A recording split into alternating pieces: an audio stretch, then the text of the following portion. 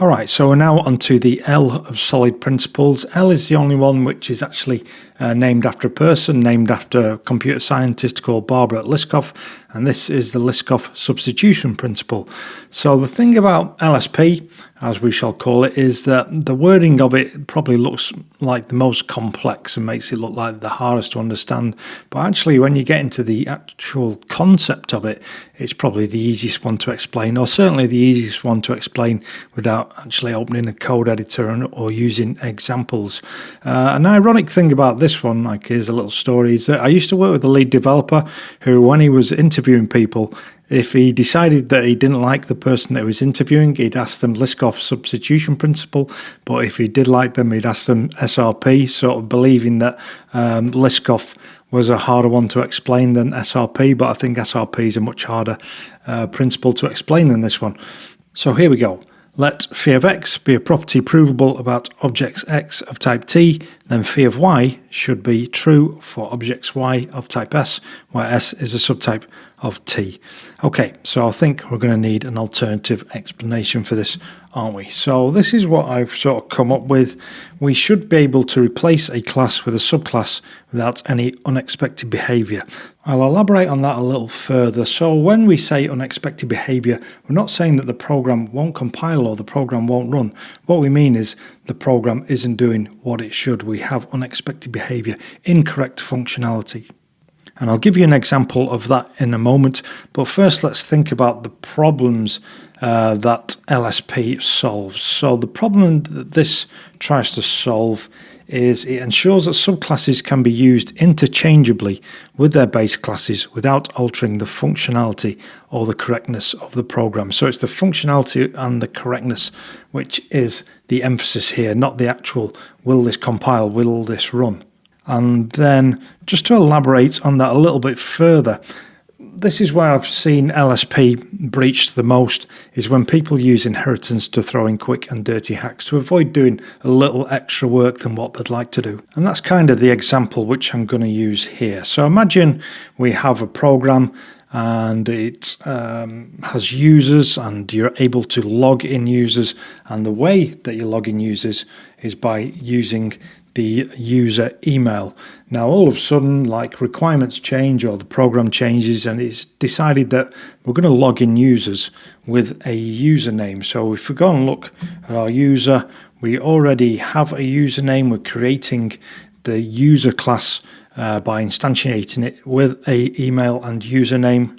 So what you really should do is just go and create new functionality for actually logging in the user, but that might require making change to several parts of the program and it might not be a quick and easy job.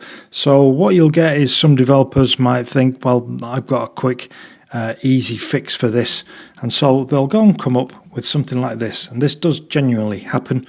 So here we've created an alt user, which is an instance of a user, except when we're saying get email, what that actually returns, so we're overriding the get email method on the base user. So if we go to the base user, we have this get email method here. We are overriding that in the alt user, and so that is then returning the username instead of the email. So it means, or technically it means, that this functionality does not have to change. But let's think about that. That is probably not the wiser strategy, is it? Because if you're using the email method to actually get a value in order to send emails, something's going to break. And just semantically, it's just not a correct thing to do, is it? When you're asking for an email, you should return an email and not a username if the username is different, if the username is not an email, which quite clearly isn't here. They are two separate things. We have an email property and a username property. Now, one of the ways which you can prevent the breach of LSP is through type safety, and that's how I'm going to do it here, by using a value object for the email. So here I've gone ahead and created this email value object. It simply holds an email and nothing else. It is immutable because value objects should be immutable. Equality is based on attributes, so if we want to compare this with another email, it will be compared exactly with the email address And so you can do that by comparing the actual underlying values of the object.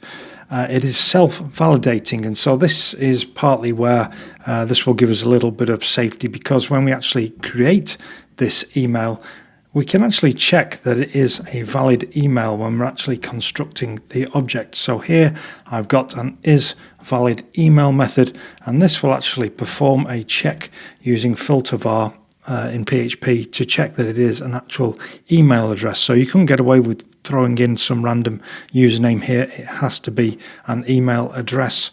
And there was one other point, so it can be used as an entity attribute, so we can use this email as an attribute of our user. And so you'll see here when we're actually creating the user, now the email property must be an instance of that email value object. And so when we call get email on the user, we have type hinted that as an email type to be returned. And what that means for our pesky alt user which we created is that this now breaks, because the signature needs to match the parent, so this must return a instance of email. And so if we're trying to return a username, then this is going to break.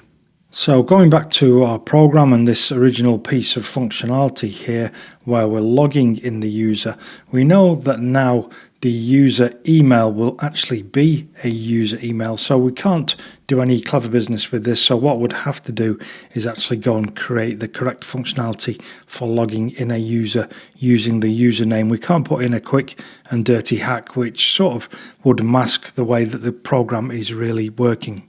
So hopefully that was easy enough to understand. Just have a look through the code. I'll push this to GitHub and leave the repo address underneath inside the description. Just go through it in your own time.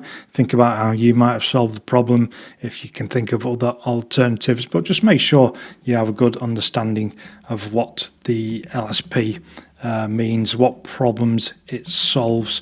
And of course, if you do have any ideas on how you would solve this problem, then be sure to reach out to me in the comments and let me know how you would do that. All right, so let's go back to our original or our alternative wording of LSP, and we said that we should be able to replace a class with a subclass without any unexpected behavior, and that the problem we wanted to solve was that we need to ensure that subclasses can be used interchangeably with their base classes without altering the functionality or the correctness of the program. And so that's what we tried to do with this example. We tried to prevent a subclass from interfering with the correctness of the program.